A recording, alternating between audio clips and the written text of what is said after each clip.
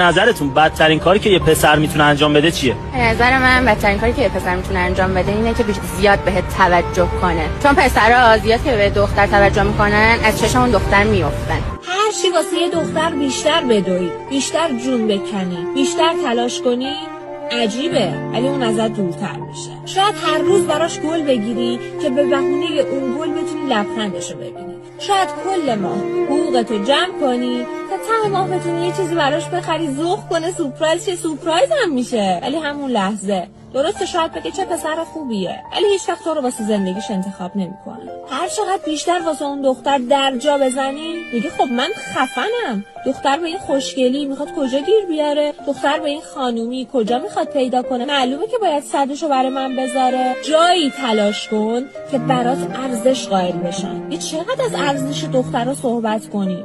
پسرا هم آدمن مگه نه؟ متاسفانه واقعیتش همینه. بعد از طرف یکی هم که میره تو رابطه باتون محل نمیذاره، میگه محل نمیذاره. دیگه محل میذاش من هیچی کم نداشتم تو زندگی. محلم که میذاری زده میشن. این طبیعت مزخرفی که همه آدما دارن. باید مغزا درست بشه. دختر و پسرم نداره، برای همه همینجوریه.